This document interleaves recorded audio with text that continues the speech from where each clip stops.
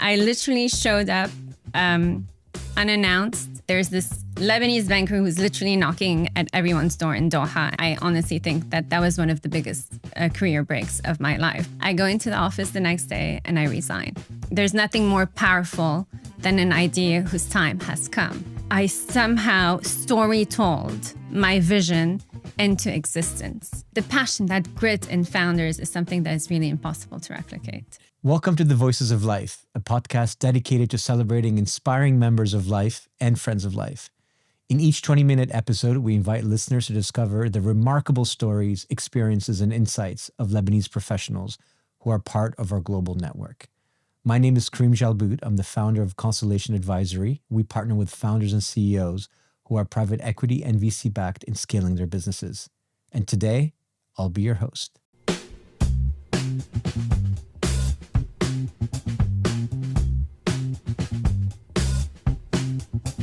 Welcome everyone. Our guest today is Yalda Aoukar. She's the co-founder and the managing partner of Bracket Capital. They're managing over $2.5 billion in AUMs, and also they have an incredible foundation that we'll learn more about. So Yalda, welcome, and thank you so much for coming on today. Yeah, it's great to be here. So we have something in common. Clearly we're both Lebanese, but also we both left at a very young age during the Civil War, I think like many Lebanese. And from there, our life has developed. So I'd love to start, because you moved a lot as well when you were young, if you can take us through that a little bit. Yeah, absolutely. I don't think my story is atypical for any Lebanese person. We've all lived through conflict. We've all lived through chaos. So I guess my personal story, by the end of the Civil War in 89-90, we just packed up and escaped when the situation at home, the situation where we lived became unbearable. We went to Cyprus, then we immigrated to the US, got the nationality there. And I think I mentioned by the age of 11, I had gone through 7 different schools. And I think, we often hear that it makes us Lebanese resilient. In my case, I feel like it really made me comfortable operating in environments of stress and volatility and chaos. And obviously, we've discussed my career, but as we go through, some life decisions that I've made, many of them were at, peak volatility, peak instability. And I think, the fact that we moved quite a bit and I had to adapt at so many different instances in my childhood, I just took that into my adult life. I think very common to many of all of us, this DNA of resilience, especially in a world where, especially now, is so volatile. So in a way, we're in a way grateful for the chaos that we grew up with, and hopefully it pays back for all of us. And then you obviously, then you went to Harvard and you did a lot of great education, and then you ended up back in London and had to make a very big decision between Goldman Sachs and Lehman Brothers. I did. I had 2 offers. One was from Goldman, one was from Lehman. Funny enough, 2 life members made those offers. I just connected. I vibed more with the Lehman crowd. Okay. I vibed more with the Lehman crowd. I felt like that's where I wanted to belong. I started my career at Lehman in June 2008 as part of their analyst class, and left with cardboard boxes, the Canary Wharf. There's a picture of you in the paper. Yeah, on the Daily Mail, when they were ostracizing all the bankers, I made the cover of that, of the front page as Enemy of State #1. Well, we need to frame that one. We need to frame it. It's somewhere. It's somewhere in the vintage box with all the Lehman Brothers memorabilia. Yeah, exactly. But yes, so that was my introduction to investment banking. And so obviously great blue chip experience, and then you moved to Qatar, and that's an incredible story as well. So I actually moved to Morgan Stanley, right next door. So I was at Lehman Brothers, 20 Bank Street, moved to Morgan Stanley, 25 Bank Street, and started covering Qatar out of the London office, which created some political turmoil in terms of territories internally. Yeah. But in true Lebanese style, true Lebanese grit, I proved to them that I was the person, the person for the job, and they let me run with it. And that's how I landed in Doha initially. Amazing. And then tell us about this incredible hustle. We always say that a lot of the Lebanese DNA is not only resilience, but a bit of hustling. And you didn't know a lot of people there, and you you were able to build a pretty big network of individuals, and you were quite successful. Yeah, there's a story I love to tell. So I flew to Doha for the first time. It was, I think, April, May 2010. I knew no one. I knew this one private banker at Credit Suisse. I showed up at his office. And as you know, private bankers are very territorial. So he's not really going to make any introductions or give me a lead or anything. He was like, they're not a big fan of the suitcase bankers here. I'm sure you do really well in Dubai or in Kuwait. Good luck and goodbye. My driver can take you back to your hotel. I'm like, okay, this is off to a really bad start. And then that 5-minute car ride from the Credit Suisse office in Doha to the W Hotel where I was staying, I had this eureka moment. And I asked the driver, how long have you been driving Mr. So-and-so? And he's like, 15 years, ma'am. Like, 15 years, amazing. Do you have a phone number? He gives me a business card. I call it. It's, the agency that manages the driver. And I'm like, look, I'm in town for a week. Can you please send me either the same guy that's driving me or someone else? But they have to be Credit Suisse bankers. So the next morning, I show up in the reception. There's a car waiting for me. It's a different driver, like, Nepali driver. I asked him the same question. I'm like, you drive the Credit Suisse bankers? He's like, yes, ma'am, 20 years, ma'am. Like, perfect, 20 years. Here's 500 riyals. I don't know where I'm going. You're going to drive me to all the places you drive the Credit Suisse bankers to. Mm-hmm. And then if I'm happy, at the end of the week, I'll give you another 500 riyals. And he looks at me like that. He's like, Sheikh House, ma'am? I'm like, huh? What'd you say? He's like, Sheikh House? You want to go to Sheikh House? House of the Sheikh. Yes, that's exactly where I want to go. And I literally showed up unannounced, unexpected, uninvited at a bunch of these palaces with the only comfort that there had been a Credit Suisse bankers that had definitely been there before. When I was lucky, I would meet the sheikh. On less lucky days, I'd meet a partner, a CFO, the wives. Yeah. They would send me to the wives' majlises, and that's how I started building my book of relationships. I love that because I think one of the skills that we are missing these days, Claude cannot go and knock on people's doors, right? You can find out who they are, but just being able to meet someone in person and making that effort can go a huge way. And I think that's a skill set that, I think we're probably losing, that you've got inherent in you. And so what an incredible story. So there you go. Yeah, and then I'd love to maybe take us through then you're pregnant. Is that right? Yes. So a few years later, through another Lebanese person. So now we've got three so far. Three. We have three so far. Also a life member. Yeah. I get made an offer to join. Well, word on the street is that there's this Lebanese banker who's literally knocking at everyone's door in Doha and is creating her network. And I get made the offer to run Investcorp's office in Qatar. Yeah. So, and I had obviously just gotten married. The long distance marriage thing wouldn't have worked. So I needed to move to Doha. And obviously Investcorp is an amazing investment house. Blue chip, yeah. And it was, such a great opportunity. And when I look back, I honestly think that was one of the biggest career breaks of my life, because it unlocked, the 10% of relationships that you can't really just knock at the door of uninvited. It allowed you to get to that higher level of institutionalization. I think that was really key. So worked at Investcorp. I'm having the best time. They have me on amazing deals. I'm in Milan. We're purchasing men's clothing company. The head of Europe is there. So I have my business plan. I'm like, look, I want to do venture for you. I've identified a team on the West Coast because we need boots on the ground that we could be working with. I'm pretty confident in the capital base in the Gulf that we could be raising from. And I was 6 months pregnant with my first. So the head of, EMEA, he looks at me. He's like, look, this is a great idea. Let me socialize it with leadership and I'll get back to you. He calls me up 2 months later.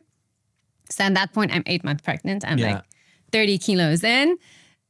He's like, look, I've discussed it internally. There's no real appetite for it, but you're doing so well. Go have your baby and let's revisit this idea in a year's time. I'm like, okay, I was disappointed. As Lebanese, do you ever take no for an answer? Exactly. You got to keep going. So this is what you decided your own thing. So I go back home. Yeah. And this is a fun story. I sit my husband down. So pretend you're my husband now. I'm like, hey, I'm going to resign from InvestCorp tomorrow. And I'm like this big. He's like, you're out of your mind. This is insane. I'm like, no. I have a hunch. I really want to do this. He's like, this is not called a hunch. It's called hormones. You're 8 months pregnant. This is madness. Anyways, against everyone's advice. You did it. I mean, really everyone's advice. I go into the office the next day and I resign. And I forwent my maternity leave, my insurance, my, you had huge everything. Conviction. I mean, clearly. Everything. Because I had this idea. And there's a saying that goes, there's nothing more powerful than an idea whose time has come. And I just felt it. I felt it in my gut. I don't know if it was the morning sickness, but I definitely felt something and I wanted to create this. Okay. I realized, I now have to get this thing rolling. And don't ask me how I did it. That period, those 6 months postpartum and when I was setting up my company is a blur. But I somehow, and I think this is a very Lebanese skill, I somehow story told my vision into existence and rallied the support for it. And by September of that year, I had $50 million in commitment to launch a venture. The power of manifestation is something that I don't even know if it was manifestation. Really? I think it's like it's evidence-based. It's something I just... But you truly believed in it. I believed in it. I believed. But there was a lot of blood, sweat, and tears that went with that. So here's a question for you then. How did you... as a mother of, still, of 3 children now, running this big business, we'll talk about the foundation in a second. How did you balance all those things at the same time? I mean, there's huge expectations to be able to do it all, and maybe you can't do it all. I try my best. I really do. You're juggling all the time. And you're going to drop some balls. I think you have to make sure that you're dropping the rubber balls and not the glass balls. Ones, yeah. Otherwise, when I'm with my kids, I make it all about them. Obviously, I'm managing a business, as you said, managing the foundation. There's no silver lining. There's no magic equation. You just try to do with what you can. And I truly believe in everything I do. I do everything with so much conviction. Not a day in the last 10 years has felt like work. It just genuinely feels like pursuing a passion. And I'm obviously passionate about all these things. And Bracket started, I think, initially in secondaries and then moved into a broader scope of types of investment that you've made. Yes. What were some of the big bets that you did that really got you going? Because you always need that one or two. Yeah. What were those earlier on? So I guess the ones I'll always remember. So our very, very first investment was in Lyft. And it was a secondaries. And I think that's when I was really gauging my business partner, my co-founder, on his ability to source. And he was gauging me on my ability of having reliable capital. Got it. So I guess that was the first one that cemented the business. Like, we're really doing this now because the stars are aligned. Yeah. And then the biggest one in 2018 at a $22 billion valuation. Wow. I mean... And I guess we've all seen the news. Yeah, and I'm sure something big is going to come up soon. So that's... So that's one. And then, we've had amazing exits from names like Coinbase and Palantir and SoFi and SoundHound. And these are, some... And then we talked a little bit know. about this, but obviously there's some where you don't have access to the founders, but also you do direct investments with a range of these, I would say, growth companies. What is it that you look for in general in companies where you make the investments, but also in founders? Just a lot of grit.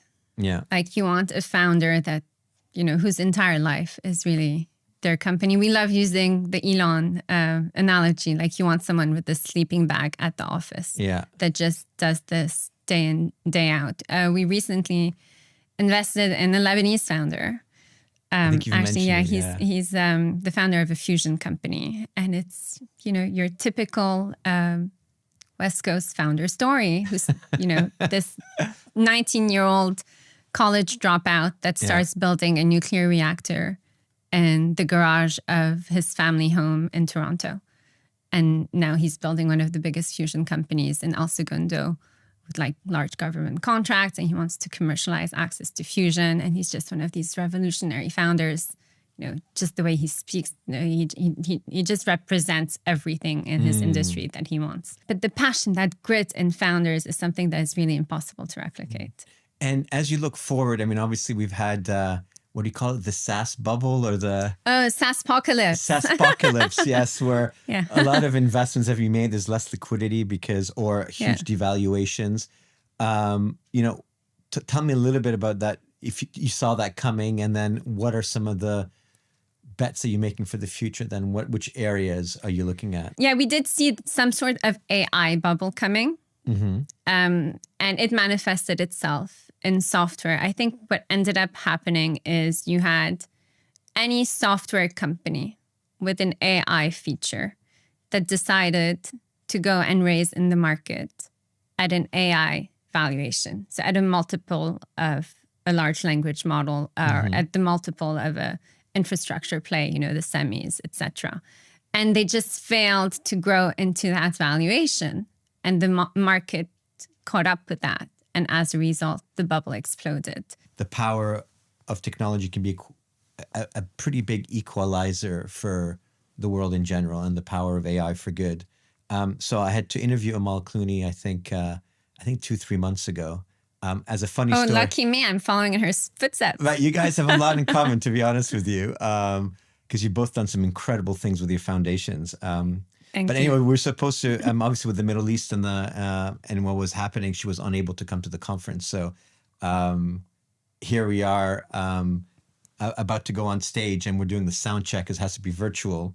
And she's on stage, and then we have our sound engineer, and then the sound engineer on the other side comes in and introduces himself, says, "Hi, I've been voted I'm your sound engineer, and I've been voted the sexiest man alive twice," and it was George online. So we're like, "Wow, it's George!" Amazing. But anyways, what Amal's done with her Foundation for Justice is she's teamed up with the Oxford Institute of Technology and Justice, and she's been able to create AI platforms and AI tools to enable all these underserved communities to protect human rights. And it's had a huge impact, with just not just using AI for all the stuff that we do and driving, bigger financial gains and efficiency, but doing good things for people. And I think what you're doing as well around child safety and AI is incredibly inspiring. Tell me a little bit more about that, because you mentioned Roblox and. And Roblox, thank you for bringing that up. So we launched the foundation in 2019. Off the back of an investment that we made in an image recognition software whose largest customer was NCMEC, the National Agency for Missing and Exploited Kids. And that opened my eyes to this underground world of online child sexual abuse and exploitation. And obviously, as a new mom, and I was pregnant with my second, it's funny, I'm always creating things during pregnancy.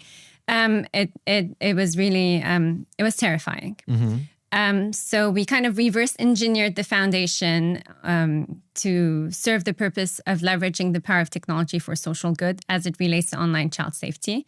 And since then, we really work on 3 verticals. The first vertical is we empower law enforcement agencies worldwide with the right tools to better detect, prevent, and prosecute online child sexual abuse and exploitation, especially as it relates to CSAM, so child sexual abuse materials proliferation. We work with the United Nations Interregional Center for Crime and Justice. We have an ongoing program. We've trained over 1,000 law enforcement agencies worldwide. Then our second vertical is we work with big tech companies on safety by design solutions, hence Roblox. So one of our recommendations to Roblox was to ban Messenger altogether. They've banned it for under 11s. It's a step in the right direction. Obviously, as you can imagine, growing up, the number 1 rule your parents teach you is you don't speak to strangers. Number 2 rule is you don't take candy from strangers. And that's all our kids are doing these days online, where there is zero barriers to entry. country. And then the third vertical that we work on is we work with legislators on updating obsolete laws that allow big tech companies to operate with complete impunity. We both have been with Life since, I think, 2010. So Since inception. we're not going to tell our age here, but we've been there for probably, peptides. yes, for like over 15 years with this organization, and to see it grow so much. And I'm just going to pull a few examples. You know, you got the scholarship from a Lebanese, or at least part scholarship to Harvard with part Lebanese. Yes. Your first roles, a lot of them were sponsored by Lebanese. Yes. So what else could we do as a community to, you know, give back to this next generation? Yeah, I think Life is such an amazing platform. During the pandemic, I also got involved with another platform called Jobs for Lebanon, whose vision was really to pioneer Lebanese hiring Lebanese, especially in time of political turmoil and post-pandemic, obviously, the port explosion, etc. So I think always making sure to pay it forward. That's something that I try to do. As you said, I received a scholarship. I tried to pay forward by providing other scholarships. If I receive the CV of a Lebanese individual, I make sure to prioritize that. I try to do as much, you know, it's not maybe formal mentorship, but informal mentorship through my network of people that I can help support and try to elevate the same way that I felt like I've been privileged to be elevated through the network of amazing Lebanese people that have, you know, that I've crossed throughout my past. No, I feel the same way as well. And I think we all have a responsibility to do a lot more, especially given the situation back home. But Yalda, thank you so much for this is good the fun. incredible journey. And we're on time. The good, funny stories, the measured success, and especially the work on the foundation. So thank you. Thank you so much for listening to Voices of Life, where stories connect us and purpose moves us. Join our global network and be part of Lebanon's brighter future wherever you are. To learn more about Life, visit our website and follow us on social media.